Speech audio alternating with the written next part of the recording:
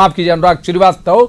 और अनुराग जो है वो कांग्रेस की नब्ज से वाकिफ हैं, तो मैं उम्मीद करूंगा कि आज कांग्रेस से जुड़े हुए सारे सवाल हम अनुराग के जरिए लेंगे। सबसे पहले रुक करेंगे, आज शुरुआत करेंगे डॉक्टर पाठक के साथ। वरिष्ठ पत्रकार हैं, ग्वालियर चंबल इलाके से आते हैं डॉक्टर पाठक। एक पूरा युग आपने देखा महल के विरोध का, वो महल समाहित हो गया बीजेपी में। सर निश्चित तौर पर प्रवीण जी, मध्य प्रदेश की राजनीति में और खास तौर से सिंधिया परिवार की राजनीति में ये बड़ी घटना है। यद्यपि पहले भी अवसर आए हैं, राजमाता विजयराजे सिंधिया देश की आज़ादी के बाद कांग्रेस से ही उन्होंने राजनीति शुरू की थी।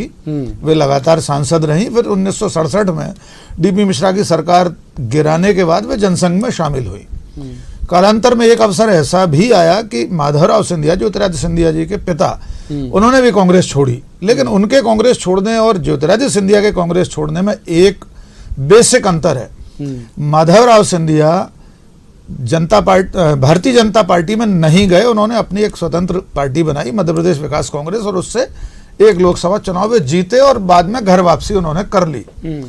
और जिंदगी की आखिरी सांस तक जिस वक्त उनका निधन हुआ, दुखद घटना थी, वे कांग्रेस के ही प्रचार के लिए कांग्रेस में ही रहे और कांग्रेस के प्रचार के लिए जा रहे थे। वो जो विमान दुर्घटना हुई थी, याद है, हेलीकॉप्टर था जी, तो हाँ, हेलीकॉप्टर दुर्घटना में, तो वे कांग्रेस का ही काम करते हुए शहीद हुए, देखा जाए तो एक तरह से। और ज्योतिरादित्य सिंधिया राजनीति में अपने पिता की मृत्यु के बाद आए, 18 साल से राजनीति में हैं, 17 साल से सांसद हैं, मंत्री रहे 2 बार। ये सब चीजें आप लोग 2-3 दिन में बता चुके हैं। ठीक बात।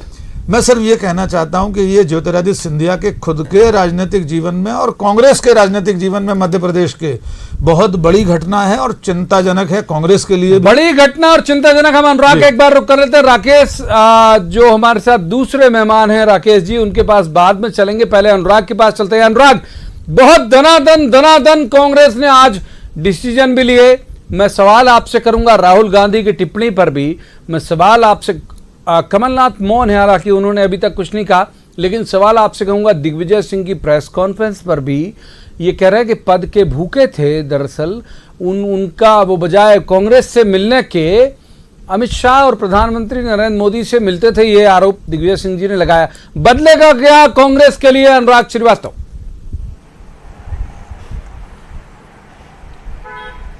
बिल्कुल प्रवीण जी, देखिए सियासी माहौल किस तेजी के साथ बदला है। 1 महीने पहले ज्योतिरादित्य सिंधिया जब भोपाल आए थे तो उन्होंने यहाँ पर न सिर्फ अपने समर्थक मंत्री गोविंद सिंह राजपूत के यहाँ डिनर किया था, बल्कि सुबह उन्होंने ब्रेकफास्ट कमलनाथ के करीबी मंत्री सुखदेव पासे के यहाँ किया था। इसके बाद वो विजय लक्ष्मी साधो, जो कि मंत्री हैं कमलनाथ सरकार में, उनके घर भी गए थे। लेकिन आज जो है सियासी माहौल पूरी तरीके से बदला हुआ है और शिवराज सिंह चौहान के आज ज्योतिरादित्य सिंधिया का डिनर होने वाला है। तो ये तो खैर तस्वीर है कि अब माहौल बदला है, तो लंच और डिनर की जगह भी अब बदल गई है। लेकिन जिस तरीके से कांग्रेस में जो गहन चिंतन और मंथन का इस समय चल रहा है, लगातार कानूनी पहलुओं पर विचार किया जा रहा है, और जो कवायद कांग्रेस पार्टी ने शुरू की थी अपने विधायकों को घर लाने के लिए, उस कवायद के तहत मंत्री जीतू पटवारी को और लाखन सिंह यादव, जो कि सिंधिया समर्थक मंत्री माने जाते थे, इन दिनों उनकी जो आस्था है वो कमलनाथ के प्रति, और उनके जरिए विधायकों को भोपाल लाने की कवायद कांग्रेस ने जरूर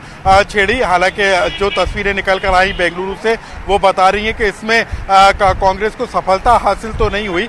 लेकिन दिग्विजय सिंह ने ज्योतिरादित्य सिंधिया पर हमला बोला है। राजधानी में आज कई जगह पर सिंधिया के खिलाफ नारेबाजी भी हुई, क्योंकि कांग्रेस को जो सबसे बड़ा झटका लगा है वो ज्योतिरादित्य सिंधिया के भाजपा में शामिल होने पर लगा है। और जो संकट है कांग्रेस के ऊपर, वो भी सिंधिया की देन ही है, क्योंकि जो 19 विधायक इस समय बेंगलुरु में डटे हुए हैं, वो तमाम विधायक सिंधिया समर्थक विधायक है, और वो पूरी आस्था और भक्ति अपनी ज्योतिरादित्य सिंधिया के प्रति जता रहे हैं, चाहे वो इस्तीफों के जरिए हो या फिर वीडियो जारी करने के साथ हो। तो ये तमाम जो वीडियो और जो हालात हैं वो बता रहे हैं कि कांग्रेस के लिए बेहद मुश्किल का समय है, और किस तरीके से वो अपना टारगेट पूरा करेगी, ये उसके लिए एक चुनौती बना हुआ है। लेकिन लगातार मंथन और कानूनी मंथन किया जा रहा है कि आखिर कैसे जो तय विधायकों की संख्या है उसको हासिल किया जाए।